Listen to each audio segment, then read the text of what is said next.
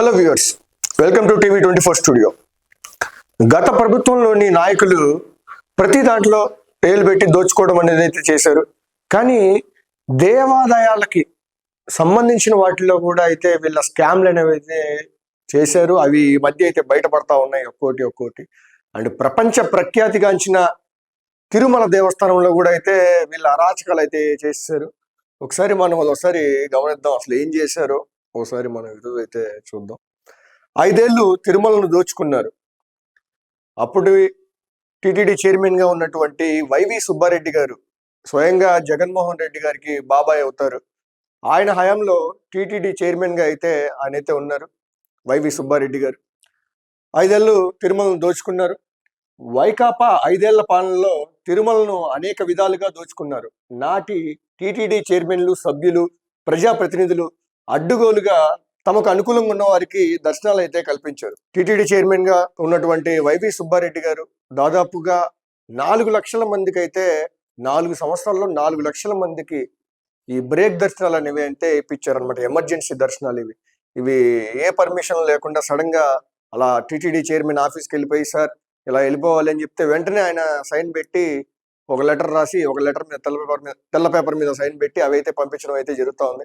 ఈ బ్రేక్ దర్శనాలు దాదాపు 4 లక్షలు జరిగినాయి 4 సంవత్సరాల్లో. వైకాపా 5 ఏళ్ల పాలనలో తిరుమలను అనేక విధాలుగా దోచుకున్నారు. టిటిడి చైర్మన్ వైవి సుబ్బారెడ్డి తన పదవిని దుర్వినియోగం చేసి పెద్ద ఎత్తున బ్రేక్ దర్శనం టికెట్లు కేటాయించినట్లు విజిలెన్స్ అధికారులు గుర్తించారు. విజిలెన్స్ అధికారులు అయితే గుర్తించడం జరిగింది. చైర్మన్ గారు, అప్పుడు చైర్మన్ గా ఉన్నటువంటి వైవి సుబ్బారెడ్డి గారు ఈ బ్రేక్ దర్శనాలు కంటే ఒక పర్సన్ కి ఎంత అని ఛార్జ్ చేస్తారు. పర్ సపోజ్ ఒక 1000 రూపీస్ అనుకోండి. ఇప్పుడు రోజుకి ఒక 250 మంది వెళ్తే అక్కడ సింపుల్ గా వచ్చేస్తాయి వాళ్ళకి డబ్బులు. అలాగా ఆ విషయం మీద విజిలెన్స్ అధికారులు గుర్తించారు. కరుణాకర్ రెడ్డి చైర్మన్ గా ఉన్నప్పుడు అవసరం లేకుండా ఇంజనీరింగ్ పనులు భారీగా నిధులు కేటాయించాలని, దీనివల్ల టీటీడీ పై భారం పడుతుందన్న అంశంపై విజిలెన్స్ అధికారులు తమ నివేదిక పొందుపరిచినట్లు తెలుస్తా ఉంది. నాటి టీటీడీ ఈవో ధర్మారెడ్డి సైతం వీరికి వత్తాసు పలికినట్టు అందులో పేర్కొన్నారని సమాచారం. విజిలెన్స్ అండ్ ఎన్ఫోర్స్మెంట్ అధికారులు విచారణ పూర్తి చేసి ఇటీవలే ప్రభుత్వానికి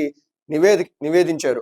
రానున్న రోజుల్లో దీనిపై చర్యలు తీసుకునేందుకు ప్రభుత్వం సిద్ధమవుతా ఉంది. బ్రేక్ దర్శనాలు ఇష్టం వచ్చిన వాళ్ళకైతే బ్రేక్ దర్శనాలు ఇవ్వడం మనం గతంలో చూసాం. రోజా గారు మినిస్టర్ గా ఉన్నారు. ఆవిడ వెంటనే ఒక 10 రోజులకి, వారం కల్లా వెంటనే దర్శనంలో క్యూ లైన్ లో కనపడకుండా డైరెక్ట్ దేవుడి దగ్గరికి అయితే వెళ్ళిపోతా ఉంటారు.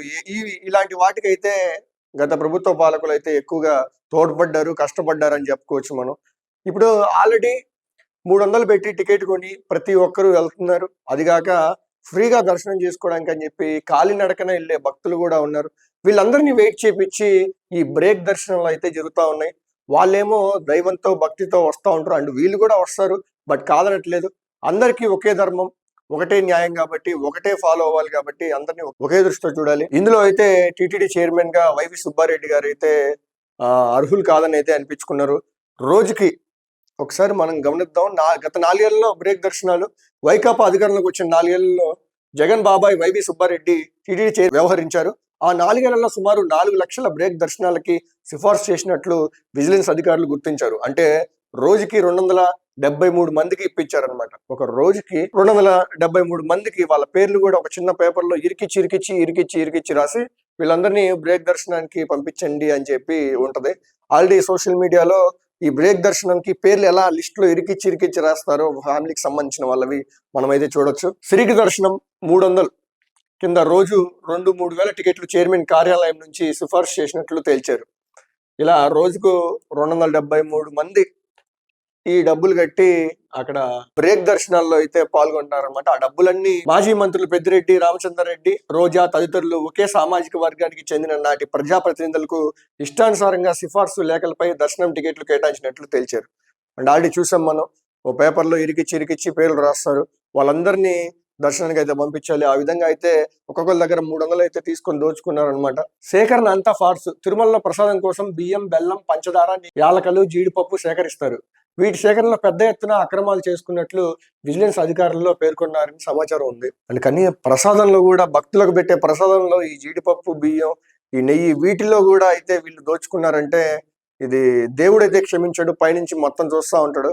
ఏ లెక్క ఇవ్వాలో, ఏ రోజు ఇవ్వాలో ఆయనకు తెలుసు కాబట్టే ఈ రోజు మిమ్మల్ని అధికారంలోంచి పక్కన కూర్చోబెట్టి 11 సీట్లు వచ్చేలా అయితే చేశారు. అండ్ నాణ్యమైన సరుకులకు టెండర్లు పిలిచిన గుత్తేదారులు ద్వితీయ శ్రేణి సరుకులు ఇచ్చినప్పుడు పట్టించుకోలేదని గుర్తించారు. దీనివల్ల టీటీడీకి నష్టం వాటిల్లిందని తేల్చారు. నాణ్యమైన సరుకులు కావాలి అని చెప్పి టెండర్లు పిలిచినా గానీ వాళ్ళు సెకండ్ క్వాలిటీ సరుకు ఇచ్చినా గానీ వీళ్ళైతే గుర్తించి పట్టుకోకుండా వదిలేశారు అనమాట. ఎందుకంటే ఆ టెండర్లు వాళ్ళు కూడా వీళ్ళ సంబంధించిన వాళ్ళే అనమాట.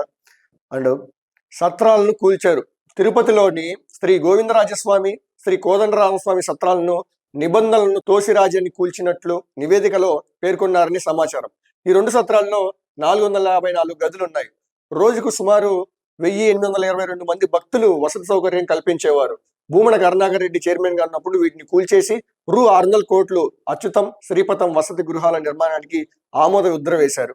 అక్కడైతే కొన్ని సత్రాలు అయితే కూల్చేశారు. దానికి కొత్త టెండర్లను పిలిచి ఎంత 600 కోట్లతో 2 కాంప్లెక్స్లు కడతాం, అచ్యుతం శ్రీపథం వసతి గృహాలని కాంప్లెక్స్లని నిర్మించడానికి అయితే ఆమోద ముద్ర వేశారు. 2023 ఫిబ్రవరిలో సత్రాల మరమ్మతులకి 30 కోట్లు కేటాయించాలని కోరుతూ అప్పటి టీటీడీ ధర్మకర్త మండలి సమావేశంలో ప్రతిపాదించారు. 2023లో అదే సత్రాలకి మరమ్మతులు చేయాలని చెప్పేసి 30 కోట్లు, అంటే ఇవి కాదు, ఈ అచ్యుతం శ్రీపదం కాకుండా అంతకు ముందు ఉన్నటువంటి గోవిందరాజస్వామి, కోదండరామస్వామి సత్రాలను మరమ్మతులు చేయాలి అని చెప్పేసి 30 కోట్లు అయితే తీసుకున్నారు. ఆ తర్వాత ఏం చేశారంటే ఈ మరమ్మతుల అంశాన్ని పక్కన పెట్టేసి ఆ 30 కోట్లను జోబులో వేసేసుకొని అది కంప్లీట్ గా పడగొట్టి కొత్తవి కట్టాలి అని చెప్పేసి 600 కోట్లు ఎస్టిమేషన్ అయితే వేశారు. ఈ కొత్త వాటిని కూడా టెండర్లు పిలిచి విజిలెన్స్ అధికారులు నివేదిక పేర్కొన్నారు. అండ్ కొత్త వాళ్ళకు కూడా ఈ 600 కోట్లతో టెండర్లు కూడా అయితే పిలిచడం అయితే జరిగింది. ఇందులో పెద్ద ఎత్తున అవినీతి చోటు చేసుకుందని పేర్కొన్నారు. 2023లో మరమ్మతులకి 30 కోట్లు తీసుకొని ఇది మరమ్మతులు చేయడానికి వీలు కాదు, మొత్తం కంప్లీట్ పడగొట్టాలని చెప్పి పడగొట్టేసి మళ్ళీ 600 కోట్లు నిధులు కేటాయించమని చెప్పి అడిగి దీంట్లో కూడా అయితే స్కామ్ చేశారు. ప్రతి దాంట్లో తిరుమల తిరుపతి దేవస్థానంలో ప్రతి దాంట్లో వీళ్ళు గత 5 ఏళ్లలో ప్రతి దాంట్లో దోచుకున్నారు. ప్రసాదం దగ్గర నుంచి కాంప్లెక్స్ సిమెంట్ వరకు అయితే ప్రతిదీ దోచుకున్నారు వీళ్ళు. సిఐడి విచారణ. పరకామణి నుంచి విదేశీ డాలర్లను దొంగలించిన రవికుమార్ తో సయోధ్యపై విచారించిన విజిలెన్స్ అధికారులు ఈ మొత్తం వ్యవహారంలో పలువురు అధికారుల పాత్ర ఉన్నట్లు అనుమానించారు. కమాండ్ కంట్రోల్ వద్ద దొరికిన సొత్తును శ్రీవారి హుండీలో వేయకుండా తమ సొంత అవసరాలకు వాడుకున్నారని గతంలో విచారణ చేసినా ఫలితం లేకుండా పోయింది. ఈ మొత్తం వ్యవహారంపై సిఐడి విచారణకు ఆదేశించాలని ప్రభుత్వానికి సిఫార్సు చేసింది. అండ్ ఆఖరికి గుడి ప్రాంగణంలో ఉన్నటువంటి డబ్బులు, ఆ విదేశీ డాలర్లు కానివ్వండి, ఏమన్నా కానివ్వండి, ఇవి శ్రీవారికే చెందినవి, అవి హుండీలోనే వేయాలి. వాటిని కూడా వాడుకున్నారంటే వీళ్ళని ఏమన్నాలో కూడా అర్థం కావట్లా. ఏదైతే ఏంది, సిఐడి అయితే విచారణ నిమిత్తం అయితే కొంతమంది పెద్ద తలకాయలు దీంట్లో ఉన్నాయని చెప్పేసి అయితే నివేదికలో పేర్కొన్నారు. తొందరలో వెంకటేశ్వర స్వామి చూస్తూ ఊరుకోడు, ఏ రోజు ఇచ్చేయాల్సింది ఆ రోజు ఇస్తాడు. అదే విధంగా వీళ్ళని తొందరలో ఈ తిరుమల తిరుపతి దేవస్థానంలో ఎవరెవరైతే అక్రమాలకైతే పాల్పడ్డారో వాళ్ళని ఖచ్చితంగా వాళ్ళకైతే శిక్ష పడుతుందని అందరికీ తెలుసు. Thank you.